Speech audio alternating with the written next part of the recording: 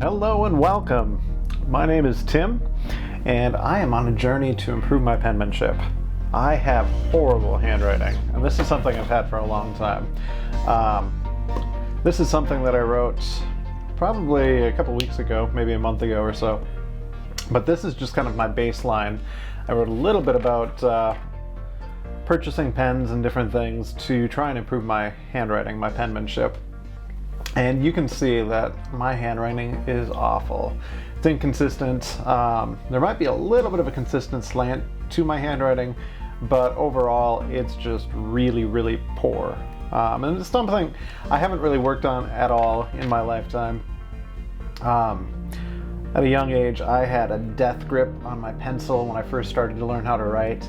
I remember learning block letters first when I was in maybe first grade or so, and then moved into, we did cursive writing, and I'm not even sure which system that was that we were doing cursive in.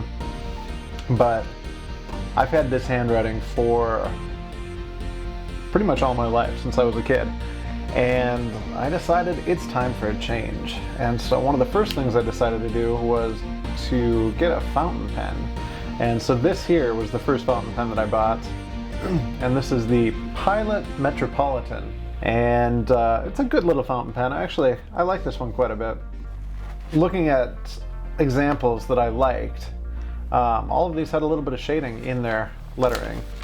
And I think that's probably more of a copper plate. And so I bought a fountain pen. I thought I could do some of the shading. This first one, this is more of a fine tip, which I like the fine tip. And I think that's a great tip to start with too. And I'm just getting started still myself. But the second pen that I bought was this. This is the Ahab. And so this is a pen made by Noodlers, and they produce ink. I think I've got 4 different Noodler ink bottles that I purchased. And so I've got, what is this, Apache Sunset. I've got this blue one, which is, I don't even know how you say that. This is Cactus Fruit. And then I've also got Widowmaker, and this is kind of a deep dark red. And so I went with the Noodler's ink because I've heard that that is one of the better inks for archival purposes. It's waterproof, it's a good ink. Actually, the first ink that I bought was this Soro, and I think this is made, oh yeah, this is made by Pilot. So this is a Pilot ink. I bought this for my Pilot pen. But I love being able to do different colors, and I'm still not good at handwriting. And one thing that I'm really bad at is just deciding to do something and buying all of the supplies for that, whatever it is I want to do. But I like to have a variety of different things, and I know having supplies is not going to make me better at handwriting, improve my penmanship at all. But really, toys don't do any good without practice. And so this is kind of my baseline that I put out. I wrote, just talked a little bit about my story of handwriting, and the fact that I want to fix it. So one of the first things that I did, I mentioned this in the text blog that I wrote yesterday, was I printed out some samples of handwriting. And when I found these samples, I didn't know anything about scripts or what scripts were what. I just knew that these were a couple different handwriting fonts that I found online. And I wanted to see how well I could mimic those handwritten fonts. Let's see. I think this is probably more of a traditional copper plate. Even in this, my handwriting, I was not able to reproduce the letters that were in the font in my handwriting. I tried. This is my first attempt at doing that. But hey, you've got to start somewhere. Everyone starts somewhere, and this is my beginning. So I'm just getting started. And that's what this journey is. This is a journey to see if I can improve my handwriting. And so the first thing I did, I printed this out, but I decided after trying to copy a few different things, I needed to learn some theory.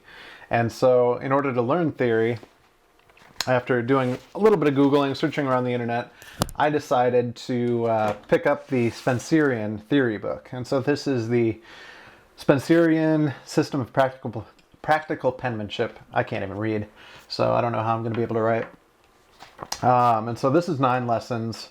It's book is originally published in, I think it was what, 1864 or 1874.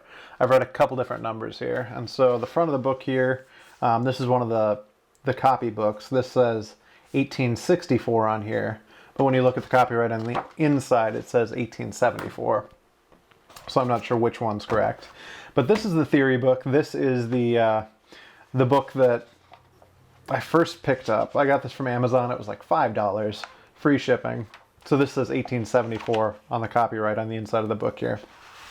Read through the entire theory book, and that was really good. It goes through some different things, how to hold the pen, hand movements. It talks about finger movements, along with your actual hand movements with your wrist, and then moving your entire arm. So forearm movement, combined movement, just talks about how you use different movements to create the letters.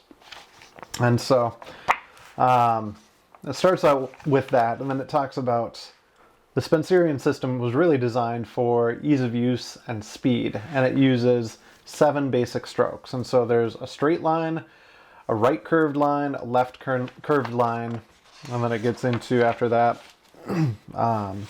let's see, it might not talk about it right here, but, and then you've got an O, so it's an oval, a reversed oval, and then there's a capital stem in here somewhere as well. And so with these 7 different line strokes, you're able to produce all of the letters of the alphabet in uppercase and lowercase. You've got a loop. And so I think all of the lowercase letters, if I remember right reading through the book, can be created using just the first 4 principles and the first 4 line strokes. And so the first 4 line strokes, you're able to produce every single lowercase letter. And then once you get into capitals, you start to use some of the principles 5, 6, and 7. And so with those 7 strokes, the theory behind that is with just 7 simple strokes, you can start to create a pretty fast handwriting. One of the other things that this book talks about quite a bit is the slant. And so you'll notice each one of these letters is at the same slant. There's a main slant, which is a 52-degree slant, and then there's a secondary slant, which is a connective slant, is a 30-degree slant. And this book just goes through every letter of the alphabet, lowercase and uppercase. Talks about how many spaces, how tall each letter is, how wide each letter is, and then how to create the letter. So it's kind of cool going through, reading through how to create the letters.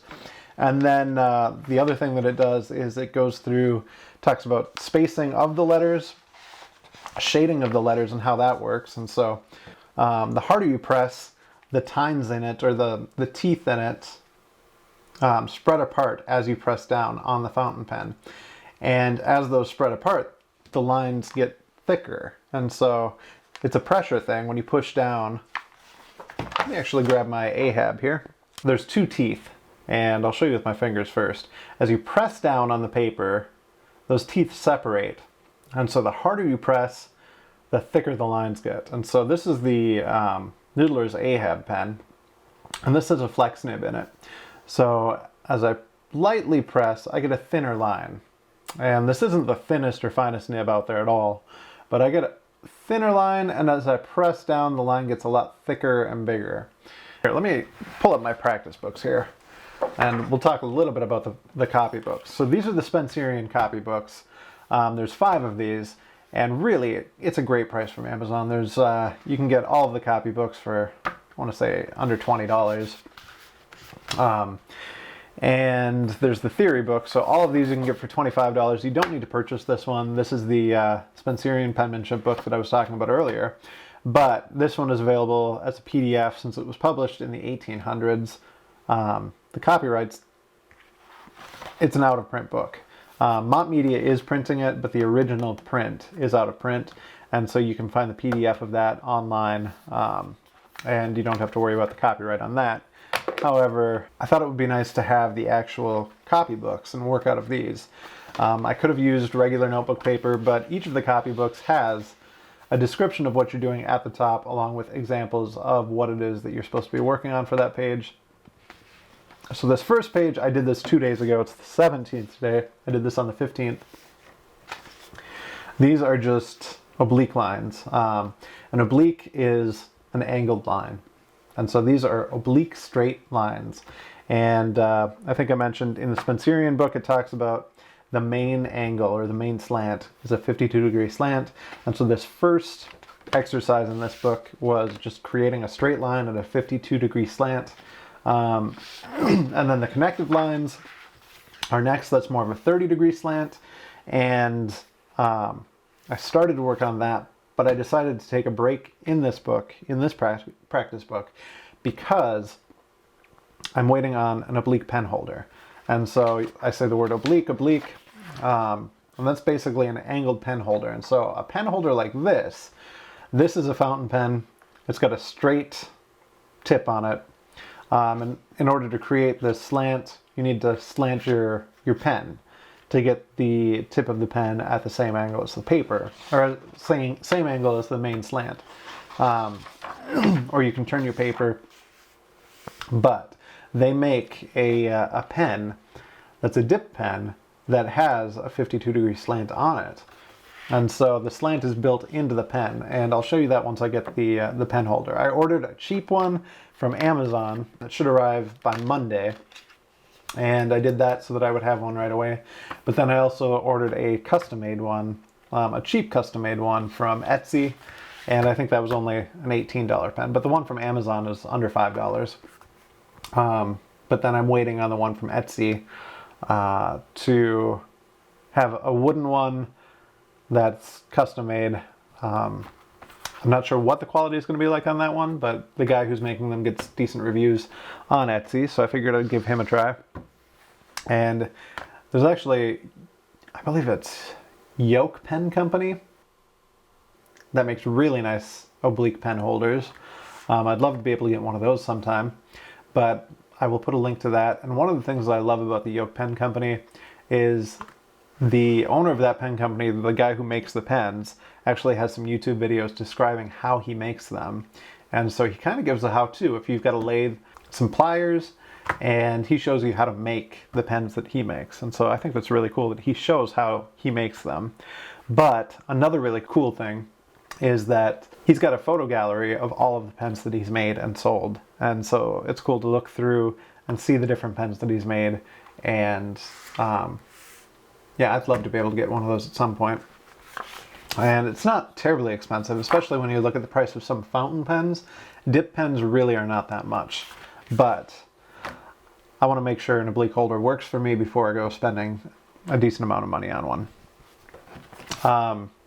And so I'm waiting until I get that pen before I start working in this practice book. So let's get into my work for today. Right now I'm still getting used to holding my pen, and so I'm holding it with 3 fingers, kind of the tripod method, loosely, like not too loose, but not a death grip like I used to have on my pens. I'm then resting my hand on the fingernails of these last 2 fingers here. And so just kind of holding it here. And right now I'm practicing not using my fingers for the movement, but using my whole arm. And so my whole arm right now is rotating from my shoulder all the way down to create these lines. And so I'm just new to all of this. And so my practice is trying to create a pretty uniform oval from the top to the bottom here. It's maybe going around in a circle like 50 times or so, 30 to 50 times. And these are all to the right. And so really just creating that nice smooth movement through the arm, creating a circle, going down, and let me see what happens here.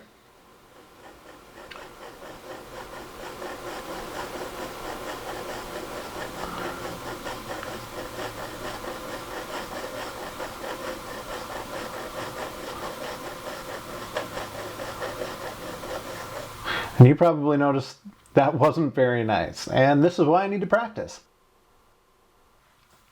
Even doing simple circles, I'm not good at. I have no practice. I've got no muscle memory for. I noticed as I was doing that, my two fingers were lifting up, and I was kind of resting more on my knuckle than on my fingernails. So I'm going to try and stay on my fingernails this time, really create that movement from the arm, and see what happens. Still not that pretty. I'm trying not to talk too much while I'm doing this.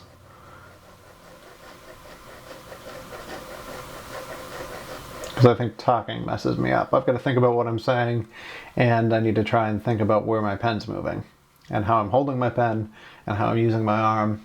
There's just a lot of simple things that you don't think about when you're writing at all, but when you've got horrible handwriting, you've got really bad habits. I'm trying to break those bad habits right now.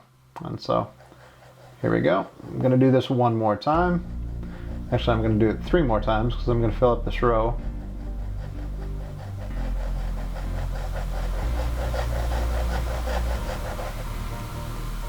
Alright, there's that one. And if you've got any advice for me, let me know.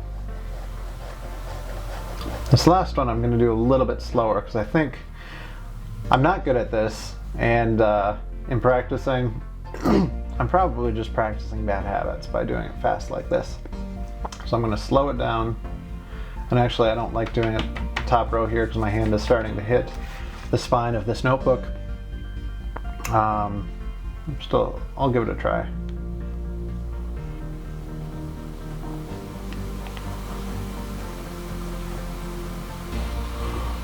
Alright, there's that. It's a little bit different because I was moving more down and not quite as much out. One thing I need to work on, I just rubbed my finger in wet ink there and smeared it a little bit. You can see I've got ink on my hands. That's not the pen's fault, that's my fault. I am, just the way I'm holding the pen, the way I loaded the pen with ink. Alright, I'm going to go the opposite direction. Again, I'm going to slow it down. And here we go.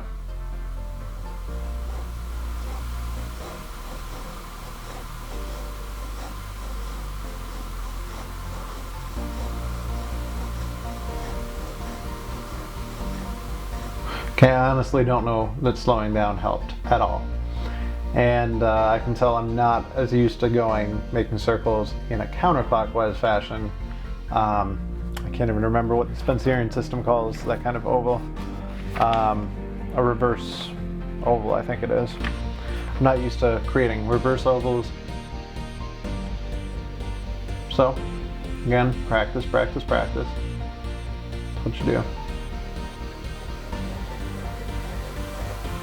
Alright, well, I'm going to keep on practicing this, and then the other thing I'm going to practice, I'll just show you what I'm going to practice here, and we don't need the camera on for that, but I'll upload maybe a photo of my final practice. This is super bad. I'm trying to create a consistent line, maybe 2 inches wide. Go back and forth, but a consistent width here. So I'm going to do each of these, and I'm going to finish out by just trying to make a U on the bottom part of this paper. Let me just see if this is bleeding through, because if it is, no, it's not. I'll use this one sheet of paper. But yeah, that's it for tonight.